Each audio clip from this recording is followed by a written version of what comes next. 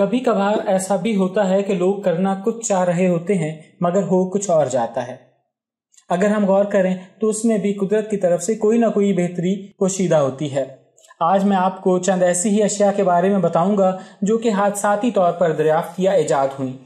اگر آپ میرے چینل پر نئے ہیں اور آپ نے میرا چینل ابھی تک سبسکرائب نہیں کر رکھا تو ابھی میرے چینل کو سبسکرائب کر لیں اور ساتھ موجود بیل کے آئیکن کو بھی پریس کر دیں تاکہ میری آنے والی ویڈیوز کا نوٹیفیکیشن آپ کو بر وقت ملتا رہے۔ اگلی مرتبہ جب بھی آپ اپنا کھانا سیکنڈز میں گرم کریں تو پرسی اسپینسر کو یاد کرنا نہ بھولیے گا۔ سن 1945 میں انجینئر پرسی اسپینسر ریتھیون کمپنی کے لیے ایسا آلہ بنانے کی کوشش کر رہے تھے جو تابکار شعاؤں کو بہتر طور پر منعکس کر سکے۔ وہ ایک ریڈار سیٹ کو بجلی مہیا کرنے والی نئی ویکیوم ٹیوب پر کام کر رہے تھے جسے میگنیٹرون کہتے ہیں۔ اس آلے پر کام کے دوران پرسی نے محسوس کیا کہ ان کی جیب میں موجود چاکلیٹ پگھل گئی ہے۔ وہ سمجھ گیا کہ ایسا مائکرو ویوز کی وجہ سے ہوا ہے۔ اس نے اس پر مزید تجربات کیے۔ پہلے مکئی کے دانے پر تجربہ کیا۔ جب مکئی کے دانے بھن گئے تو اس نے مزید غذاؤں پر تجربات شروع کیے۔ ان نتائج کو سامنے رکھ کر مائکرو ویوز کو ایک محفوظ برتن میں بند کرنے کا سوچا گیا۔ یوں اتفاقیہ طور پر وہ دریافت ہاتھ لگ گئی جسے آج دنیا بھر میں مائکرو ویو اوون کی شکل میں استعمال کیا جاتا ہے۔ سن 1800 کی دہائی میں برطانوی فارماسسٹ جان واکر مختلف کیمیکلز کو لکڑی کے تنکوں کے ذریعے مکس کیا کرتے تھے۔ ایک دن انہوں نے دیکھا کہ ایک تنکے کے سرے پر کوئی مادہ چپکا ہوا ہے جو کہ سوکھ چکا تھا۔ جب انہوں نے اس مادے کو رگڑ کر صاف کرنے کی کوشش کی تو وہ مادہ آگ پکڑ گیا۔ یہاں سے جان کے دماغ میں یہ خیال آیا کہ زندگی کو آسان بنانے کے لیے ماچس بنائی جائے۔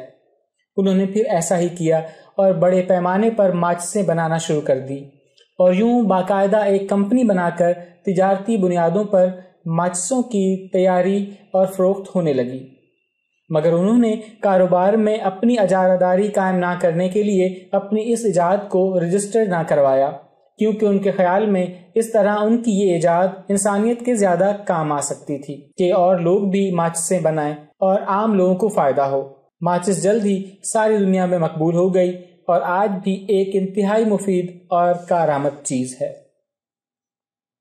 فرانس کے ایک کینے دان ایڈورڈ بینکٹس ایک دن اپنی تجربہ گاہ میں کسی تجربے میں مصروف تھے کہ اچانک ان کے ہاتھ سے شیشے کا ایک بیکر پھسل کر نیچے فرش پر جا گرا۔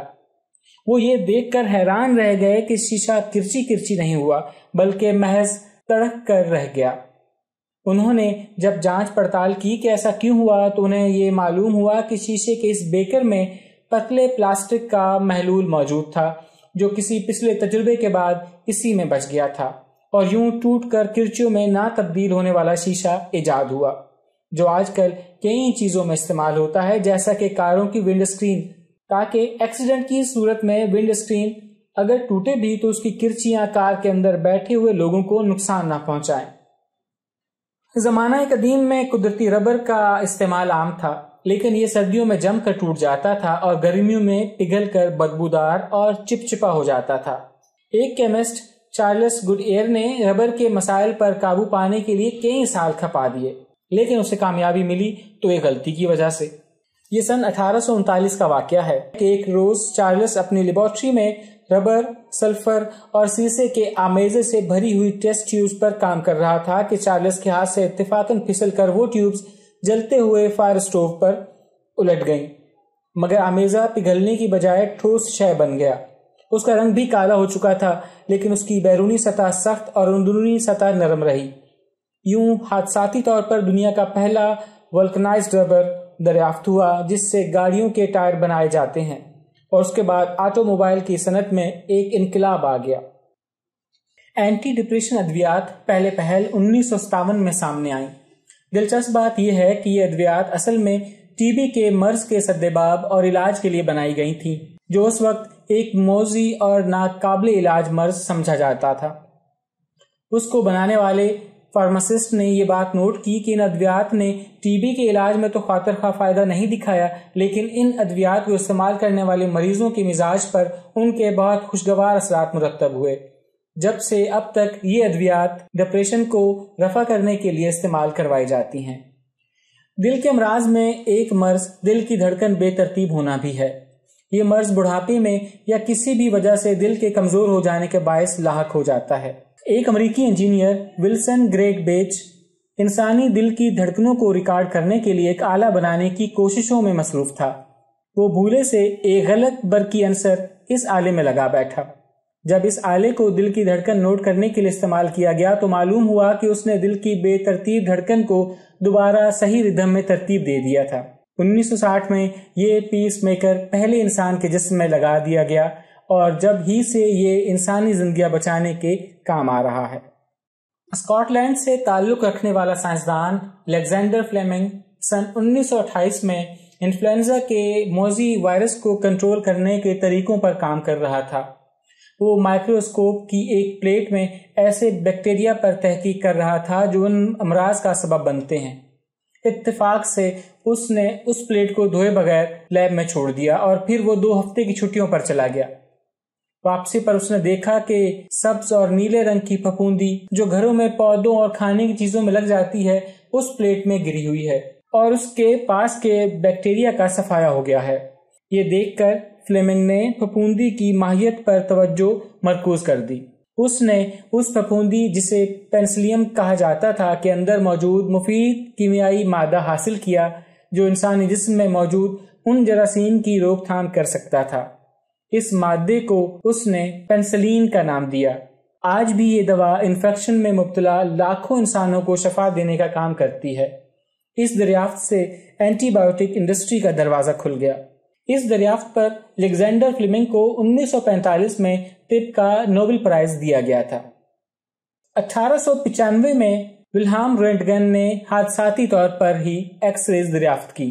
ایک بار اس نے لاشعوری طور پر الیکٹرانک بیم یعنی برقیاتی شعاع کے سامنے اپنا ہاتھ رکھا تو اسے فوٹوگرافک پلیٹ پر اپنے ہاتھ کا عکس نظر آیا۔ حیران کن بات یہ تھی کہ وہ عکس ہاتھ کے اندرونی حصے کا تھا۔ اس نے نوٹ کیا کہ تابکاری شعاع ٹھوس اشیاء اور اجسام سے گزرتے ہوئے ایک سائے جیسا عکس بناتی ہیں۔ آج ہم جسم کے اندر ہونے والی کسی بھی تبدیلی کو دیکھنے کے لیے ایکس ریز کا استعمال کرتے ہیں۔ آلو کے چپس آپ بہت شوق سے کھاتے ہیں، مگر کیا آپ جانتے ہیں کہ یہ کس طرح وجود میں آئے؟ جی ہاں، آلو کے مزیدار چپس بھی ایک اتفاق کا نتیجہ ہیں۔ کہا جاتا ہے کہ جارج کرم نامی ایک باورچی نے سن 1853 میں اتفاقاً آلو کے چپس دریافت کیے تھے۔ جارج امریکہ کی ریاست نیو یارک کے شہر ساراٹوگا سپرنگز میں مونز لیک نامی ایک ریسٹوران میں کام کرتا تھا۔ اس کا ایک گاہک تلے ہوئے آلو منگواتا تھا مگر ہمیشہ یہ کہہ کر واپس بھیج دیتا کہ وہ زیادہ خستہ اور کرارے نہیں ہیں۔ ایک دن تنگ آ کر جارج نے آلووں کے جتنے پتلے قطلے بنانا ممکن تھا اتنے پتلے قطلے بنا لیے۔ آلووں کے تلے ہوئے قطلوں پر جارج نے نمک بھی چھڑک دیا۔ بظاہر اس نے ایسا جان بوجھ کر اس گاہک کو تنگ کرنے کے لیے کیا تھا، مگر آلووں کے یہ قطلے نہ صرف اس گاہک کو بہت پسند آئے بلکہ اس ریستوران میں آنے والے تمام گاہکوں نے بھی اسے بہت پسند کیا۔ رفتہ رفتہ پورے شہر میں ساراٹوگا چپس مقبول ہو گئے۔ بعد میں اسی طریقے پر لوگ آلو کے چپس گھروں میں بھی بنانے لگے۔ میری آج کی ویڈیو آپ کو کیسی لگی کمنٹس میں ضرور بتائیے گا۔ ویڈیو پسند آئے تو اسے لائک اور شیئر کریں اور مزید ایسی ویڈیوز دیکھتے رہنے کے لیے میرا چینل سبسکرائب کرنا مت بھولیے گا۔